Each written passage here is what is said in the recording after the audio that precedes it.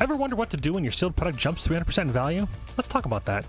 Hello everybody, it's Matt from Cardboard Odysseys. I got another video for you. If you're into Magic the Gathering, sealed products, just other TCGs in general, make sure to like, comment, and subscribe. It really helps the channel and lets me keep making content like this. I'm not a financial advisor or an investment expert. I'm just a collector sharing my experience and research. Everyone's situation is different, of course, so use your best judgment. In this video, we're going to be diving into some sealed product that has some massive gains like Fallout and Lord of the Rings. We'll talk about why this happened, what the typical market behavior looks like, and how to think about selling or holding. This actually is part of a multi-video series on sealed Magic the Gathering investing. In the next video, we're going to be talking about how to organize and manage your sealed collection, so make sure to stick around for that. So I've got here, just to give an example and a little bit of history on what I've been doing as far as Magic the Gathering product. I basically only have put in Magic the Gathering product in this list. This is Echo MTG, not a sponsor or anything, but for a couple dollars a month, or it might even just be $1 a month, it allows you to use their inventory system, and it just gives you a really good breakdown of like your acquisition costs, your gains and losses, and it even gives you like a history of if there's anything spiking within the last 7 days, for instance. I wanted to give that as a baseline of this is my experience. This is roughly, I want to say, about 4 or 5 years that I've been in the field of buying, selling sealed product. And I emphasis on buying. As far as selling product, spoiler alert, I've only really sold like a couple things. Yeah. So basically I wanted to set the stage on what to expect when you're actually buying into sealed product. And you see this all-time gain and loss, 78.21%, insane profits, 13,000 profit. That's crazy numbers. That's not real. It's real right now, but realistically, you can't expect that. The average typical return is anywhere between 5 and 15% per year, depending on if demand is there. I wanted to give an example of what a normal box looks like. This is Thornvale Drain. This is a 5-year-old product. This released right around the $300 or $230 marker, and then it spiked up a little bit, and then it slowly has trickled down, and then recently, with all this chaos, has been spiked back up. And realistically, if we didn't have this most recent spike, this probably wouldn't look as good, or it wouldn't even look like a normal 5 or 10% gain. Obviously, it would be a little bit of a gain, but not as much as the 5 or 10%. Right now, it's year over year, roughly 10%. It's no massive spike. It's nothing fancy. It's just steady long-term gain. Most products, they really don't ever go above their MSRP.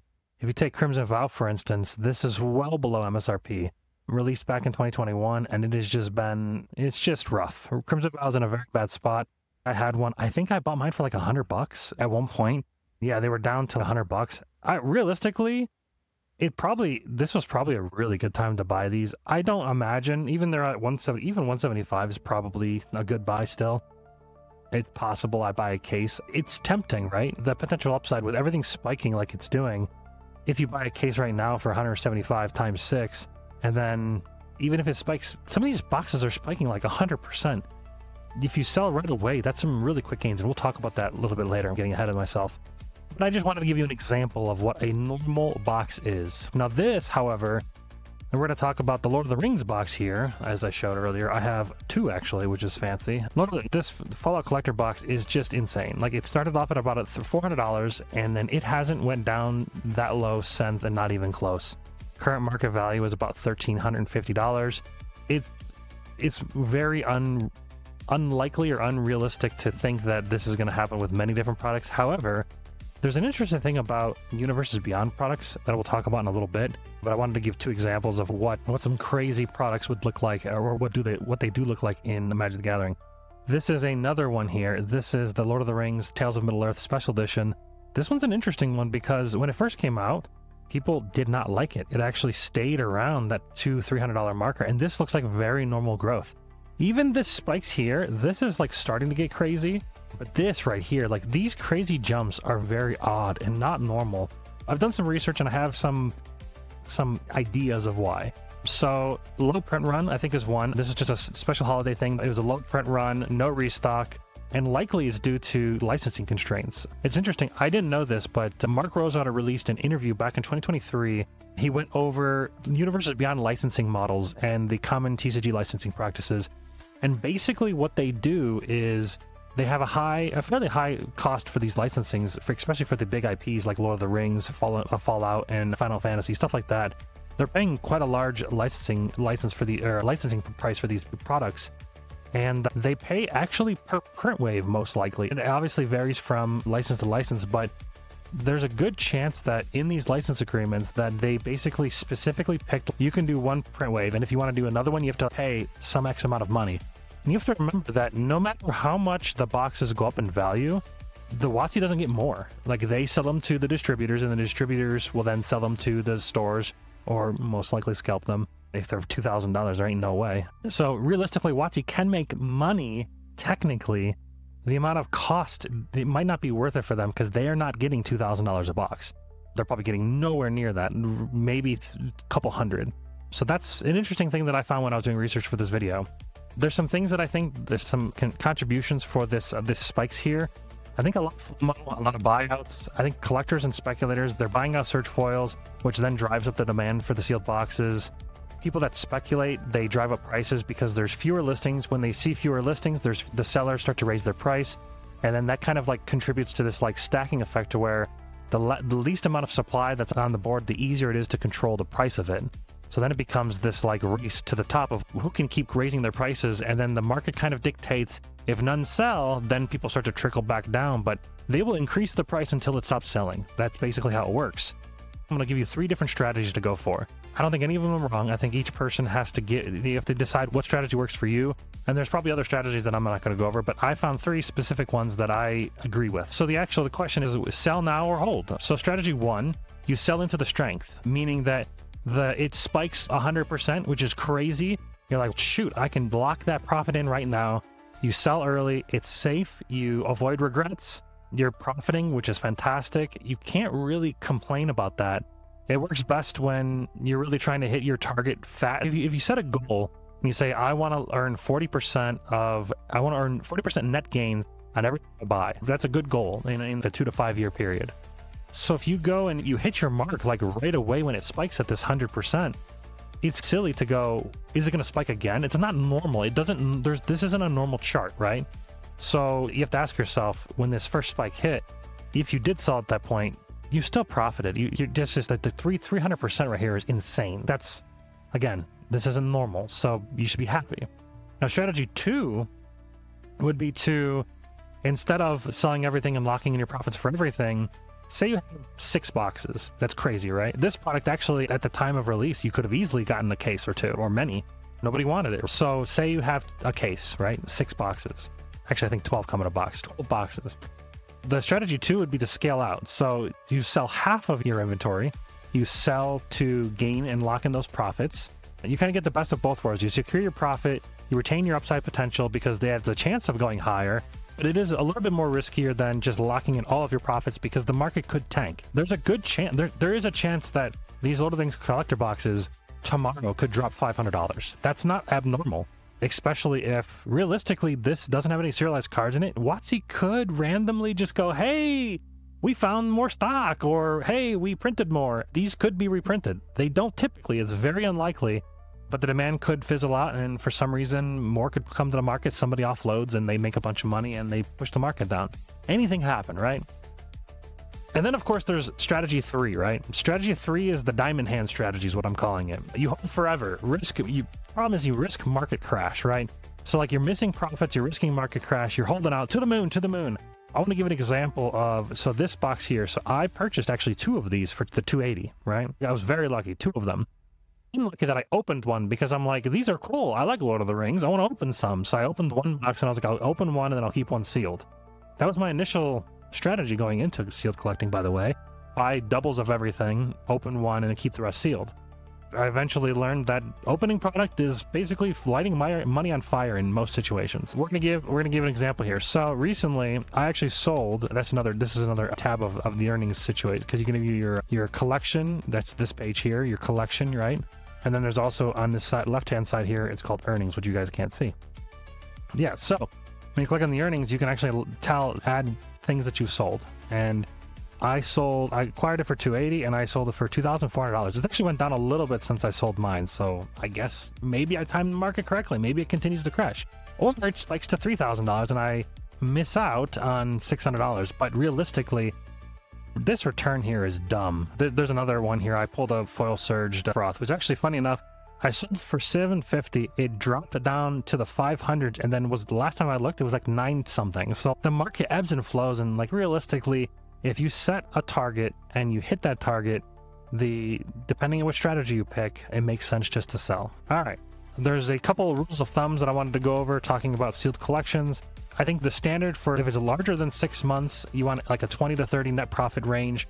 If it's more than 1 to 2 years, you want like a 40 to 60% return net profit. And then 3 years plus, like a 70% return. Now, this is over the 10% year over year return, but remember, it's compounding. So you basically want to try to beat inflation because inflation erodes value. You also have to remember that the longer that you hold, the potential more risk that there is, because reprints can it'll hurt the scarcity of the product. We don't know what Wazi is going to do. We can't control that. We don't know what the market's going to do. Next, I wanted to talk about, I had some charts. I completely forgot about the charts. So the first chart here was, this is an investment strategy of where you have 2 different investment strategies. The first one is the moment you hit your mark, you sell at 40% profit. And remember, net profit, this includes fees. We'll talk about fees in a second. The yellow line here is that every time you hit your 40% on any product, you sell it and then you reinvest that money. Over the course of 25, 30 years, the selling at 40% actually over the course of 20, it's a crazy chart, but over the course of 20 or 30 years, if you think of it like an investment for your 401k, that's why I used 30 years, because it's long, right? Yeah, so if you sell it at 40%, you'll actually gain more value. It's about 20% more value than if you were to hold a single profit trying to hit that 300%. A lot of people talk about they want to triple their money when they invest it, because then once you remove all the seller fees and everything, you're not gaining triple your value, you're gaining like 140% of your value after you take out taxes and fees. So then you're really only getting 140% net profit as opposed to the 300% that you actually want, if that makes sense. And the next chart I have here will be the total investments value after 30 years. So this is if you started at $100 and you did the 40% profit and reinvest, you would be at $1,744 versus if you went with the triple route, holding out until that one product reaches 300% of its value and then selling it, you'd only be at $1,594. All right, so the next thing we'll talk about is the fees. Fees are very important when you're looking to sell your Magic the Gathering products. I'll hide my video here, and then we'll go to this chart here because I want to make sure you see everything. So the blue line in each of these is the platform fees, meaning eBay, TCG, what their price or their percentage is, or dollar amount that is, depending on the sign next to the legend. Shipping is in dollars, and then the estimated tax is in percent. So eBay, on average, there's about a 13%. That's with the payment processor and the platform fee. So you're paying 13% to eBay. If you have to pay shipping, that's about $8 to $20, depending if you have to insure it, depending on how much value you're sending it at. And then the estimated tax, depending on where you live, I used Ohio because that's where I live. It's about 18% in taxes that you'll have to pay total. So if as long as you make more than $600 per year, you have to do a 1099K, and that's if you're doing like PayPal and eBay. Technically, if you're doing Facebook Marketplace, your local LGS, Instagram, or direct sales, however you find the person, technically you don't have to report. You have to report them legally, but who's to say? It's up to you to decide if you want to risk that. But yeah, so TCG Player, their fees and fees plus shipping, their generic fees are about 10.25%. And then, of course, your same kind of shipping is there's a little cheaper, about $8 or so, $8 to $10 per box. Sometimes a lot cheaper if you're doing just singles, but remember, we're talking about sealed product here. So it's about $8 to $10 for shipping. And then, of course, if the price is like Lord of the Rings, $2,000, you're going to want to ship that with insurance. And also you have to do signature verification. So you're probably going to spend about $40 to $50 with that shipment. So you have to calculate that into your profits. And then finally, of course, the tax, depending on where you live, roughly 18%. Obviously, there's no seller fees on the Facebook Marketplace, local LGS, or Instagram.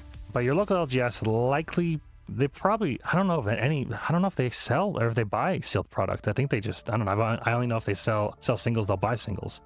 But maybe if you find an LGS that does it, and of course, Instagram Direct or any kind of other thing there's not going to be any platform fees. And even in some situations, there might be a Facebook Marketplace platform fee, but I actually don't know it. I couldn't find much information about it. Yeah, so basically when you buy and sell, you have to make sure that you track all of your costs, because your all-in cost does dictate when it is the right time to sell. If you're only up 40%, it doesn't really make a ton of sense to sell it unless you need that capital for something that'll make you more money later on. And then I want to give some selling tips. Typically, there's a good chance that you'll have a couple different like windows to sell depending on what the product is. You want to sell at its hypest point. Typically, pre-release is like its best time to sell something. So if you acquire something, in most situations, in like a standard set, your best time is to sell in the pre-release portion. There's a long list of things that dictate when stuff will go down in price. Pre-release, there typically is a huge dip after pre-release in prices. So if you have the ability to sell stuff prior to pre-release, if you go to your pre-release and you pull something insane, there's a large likelihood that will go down in price dramatically once the set fully releases for everybody else. So that's just a tip. Definitely do that. Also, compare prices across all the platforms. Depending on where you live, depending on what your situation is, your area to sell might be better in some ways than others. So compare your prices across the platform. That makes sense, right? And then, of course, condition matters. If you didn't really take care of your sealed product, if you have it like sitting in a window or near direct sunlight, the wrapper could fade and that could cause a problem. Dings on the box, if your box has any dings on it. I don't think the shrink wrap, like being all wrinkly, I don't think that matters. But if your box has like a huge like bang on the side, you might have to subtract like 5 or 10% from that because somebody wants that for their collection. They might not want a damaged box. They're not probably looking to open it. They might just want it for their shelf. Stuff like that. And also, finally, don't get greedy. Markets can turn so fast. And we saw this when we were looking at the Lord of the Rings area here. This is so crazy. This spike here, this doubled in price from almost double, almost up to $2,000. Markets can turn fast. Paper gains equals no gains, meaning if you don't sell it now, I can say right now that I'm looking at my inventory, I can say, holy crap, I'm up $13,000. No, I'm not. I'm not up anything. I'm up $0 because I haven't sold anything. What I am up right now is these two that I've sold. I've gained 754%. I've gained a total of 818%. Like, these are gains, right? They're not paper gains. These are real. I have this money in my bank account. I can now reinvest that money on more product, like Edge of Eternities, for instance. I bought 2 of those collector boxes. Good price too, like $272, I think. But yeah. Also, when not to sell, I would avoid reprints.